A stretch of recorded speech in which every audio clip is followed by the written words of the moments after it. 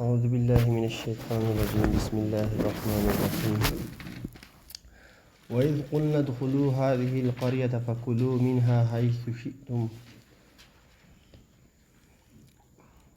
او هر کله چې مونږ وی ادخلوا داخل شي هذه القرية دی خار ته دی بستی ته فکلوا خورئ منها د دې حيث شئتم کوم ځای نه چې تاسو غواړئ رغدا فراخا ګوره ما قبل آیتونو کې هم دغه الله پاکه احسانات او انعامات په دې بني اسرائیلو ذکر کول په هغې کې بیا موږ پرون چې د دغه وشو په چې دوی په دې مقام تیح کې وادي تیح کې چې و چې کله د جهاد نه انکار وکړو واپس راتلل مصر ته په دې وادي تیح کې چې دی الله پاک په دې عذاب مسلط کو چې دوی به سفر کوو نو هغه سهار چې به راپاڅېدل واپس په خپل ځای ته رسېدل د جهاد نه انکار د وجې نو په دې کې دوی بیا مختلف چې دی دغه الله پاک چې د اوبو ضرورتونو د خوراک ضرورتو کپړو خو چې دې ته به څه ضرورت راتلو چې موسی علیه السلام به دعا کوله او هغه ضرورت به د دې به دغه ځای کې پوره کېدو په دې میدان کې خو دوی چې و دوی ناشکره وایي چې دوی به دې کې چې دی چینجي لټول دلته دې کلي ته داخل شي نو دا د دې لپاره مخکې ایتونو کې را روان دي چې دی په دې کې دې ته من او سلوا میلاوېدل که نه مونږ پرون وی چې دې ته په تورنجبین او د نوړزان میلاوېدل نو دوی په دغه اعلی خوراک و ښکلی خوراک و خو دوی په دې ځای کې ناشکري وکړه وایي مونږ له چې دی هغه ادنا خوراک مونږ له خو اوږې پکار دی او پیاز پکار دی او دالونه پکار دی او بادرنګ پکار دی او دا مخکې ته دا تذکره روان ده لیکن چونکې قرآن مجید د قصو کتاب نه دی ګوره دلته تقدیم و تاخیر شته اصل واقعه چې ده هغه وروسته ده چې دې که ناشکري وکړه نو چې دا شیزونه یې طلب کړل بس الله پاک ورته حکم وکړو چې یو خو دې ګناه وکړو ځکه چې الله پاک په ورکړه باندې صبر ونه کړو الله پاک ورته حکم وکړو دې ښار ته داخل شئ او دلته ورته طریقه ښودله چې په دې عجزۍ سره داخل شي خو بخانه طلب کوئ او دې ښار ته داخل شي په دې کې به ستا د ضرورت سامان وي لیکن د هغې تذکره وروسته ده چې وي زموږ له پیازو ده او دلته چې دا مخکې راوړې ده چې دې ته داخل شي نو اصل کې قرآن مجید دا قصو کتاب نه دی په طور قصه چې سړی نه ګوري نو دا تقدیم و تاخیر په دې کې ځکه کوي داسې په ترتیب سره د واقع نه بلکې جزئي دغه چې د هغې نه کوم عبرت او دغه اخیسته غواړي د مقصود چې دی هغه د زندګي خپل چې دی هغه تزکیه او دغه مقصود دی عملي زندګي د قصو کتاب نه دی نو په دې آیتونو کې تقدیم و تاخیر دی هغه وروسته دا واقعه ده خو دلته دا مخکې دا ذکر دی چې تاسو داخل شئ نو د دې نه مخکې هغو دغه ناشکري کړې وه دغه الله پاک فرمایي چې موږ ته وایي چې تاسو داخل شئ څه ته دغې بستۍ ته فکلوا منها حیث شئتم د دې نه خورئ تاسو څنګه د کوم ځای نه غواړئ رغدا فراخا او ودخلوا الباب او داخل شي په دروازې سره سجدا سجده کوونکي وقولوا ووایئ حطوة یعنی حطوة لفظ وایي حطوة معنی ده چې بخښنه وکړي د الله پاکه موږ توبه کوو معافي غواړو معافي موږ معاف کړي ځکه چې دوی ناشکري وکړه که نه د دغې بخښنه وغواړئ چې دوی په دې وادي تیح کې چې دی په دې شته صبر ونه کړو په دې من او سلوا باندې بلکې دوی نور قصې وکړي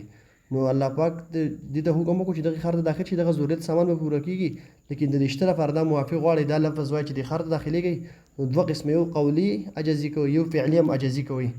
فعلي عجزي دا ده چې تاسو څه کوئ جټ سره داخل شئ دې ښار ته خپل دغه تکبر باندې مه داخلېږئ بل دا په قول سره دا وایي چې الله پاک موږ ته معافي وکړي زموږ نه لکه موږ ګناه کار کړی دی چې موږ چې دی په اشته صبر ونه کړو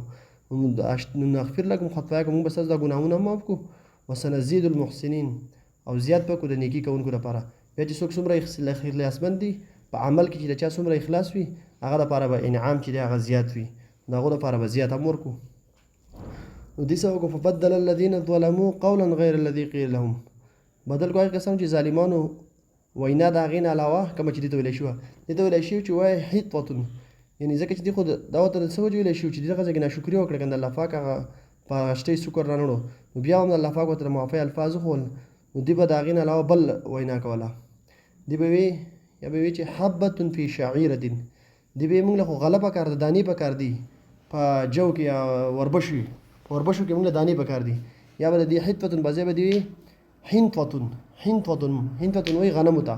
نو دوی الله پاک ورته چې بخانه طلب کوي او د خپل ګناهونو معافي وغواړئ او دوی به هغه ټکی بدل کړو وایي حنطوة موږ له غنم پکار دي نو دوی ډېر ناشکره او دغه خلک وو نو د دې نه هم د حطوة په ځای به حنطوة وي نو الله پاک څه وکړه نو دوی وایي دې ظالمانو هغه وینا هم بدله کړه د حطوة نه یې څه جوړ کړو حنطوة غنم یې جوړ کړل نو نو په دې کې بیا دې ته الله پاک سره فانزلنا علی الذین ظلموا رجزا من السماء پس موږ نازل کو پای کسانو باندې چې ظالمانو رجزا عذاب من السماء د اسمان نه بما كانوا يفسقون په سبب دې چې دې فسق یې دې ګناه کوو هغه عذاب سو دا عذاب چې دا وې د طاعون بیماری و او تقریبا 70000 چې دې نه په دغه ځای په دې کې هلاک شول د بنی اسرائیل نه او دا ټول او دغه چې واقعیت دا ټول واقعیت چې راغلي دي دا هم دغه په دی وادي ته کې راغلي ځکه چې په دی وادي ته کې تاسو مو په دې مخ کې دا ویلو چې ته بار شي ملوي دوه د پارش کې بیا چنجاړي دغه کوو دا هم د وادي ته دغه له وې دې استسقا او هر کله چې طلب کړي موسی علیه السلام لقوم فخل قوم فارقنا دا ګور دا تفصیل تاسو مو ویلو چې دې د ابو ضرورت راغلو کنه دلته د ابو هغه دغه ده چې دغه د ابو ضرورت راغلی د ابو مطالبه وکړه موسی علیه السلام دعا وکړه به تور معجزه الله پاک موسی علیه السلام ته وی چې اضرب بعصاك الحجر تو وا پر خپل امسا سره صدا غټه نو چې کله دې غټه ولا فن فجرت منه 12 عینا نو دې غټي نه چې د 12 چینه روانې شوې چې دا بنی اسرائیل چې د یعقوب علیه السلام چې یعقوب علیه السلام اولاد چې هغه 12 تنو 12 زامنو د یعقوب علیه السلام نو دې دا غیره د خاندان روان شو د 12 زامنو نو دا 12 قبیله یا 12 خاندانو او د هر یو تور طریقه به بدله نو الله پاک په هر ځای کې د دې دغه امر رعایت ساتل دي ورچې په دریاب کې چې هغه لارې وتی هغه هم 12 وي دلته چې د موسی علیه السلام چې کله دی د امسا راوتل دی ګټیلا نو دې سره 12 چې دې پر روان شي نو قد علم كل اناس مشربهم په تحقیق سره پیجندله هر یو قبیله هر قوم یعنی هر قبیله مشربهم د خپل بوس کوزه هر یو بدام پیجندل چې دا زمانه نو بوس کوزه چې هغه اختلاف د دې په منځ کې راځي جدا جدا خاندانونو دا بهم د الله پاک ډول انعامات او احساناتو کلو او دا په دې مقام ته کې دا په دې وادي ته کې دا د وادي ته واقع ده چې په دې کې د الله پاک د ابو ضرورت راغلی د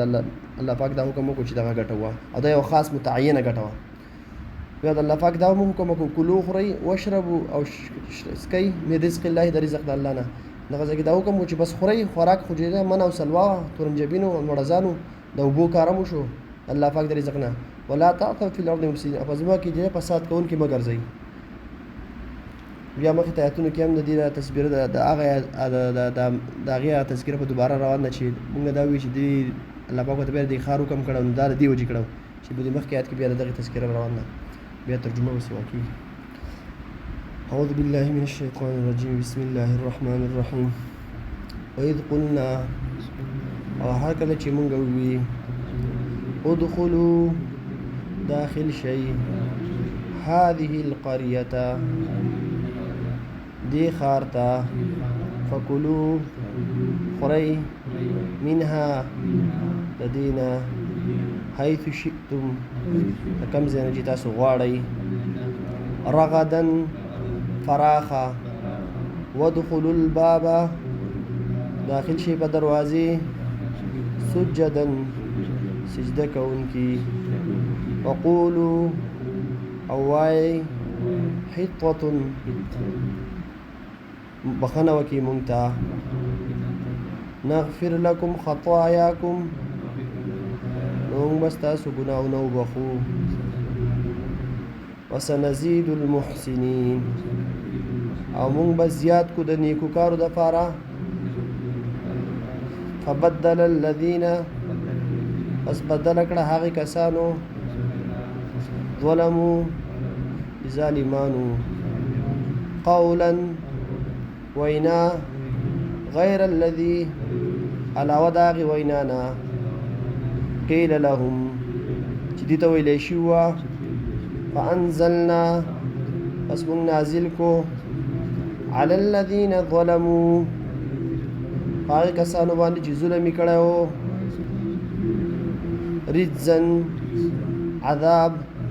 من السماء لأسماننا بما كانوا يفسقون فسبب د دې چې دی فسق کوو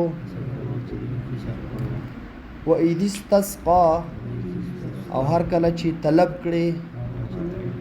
موسی علیه السلام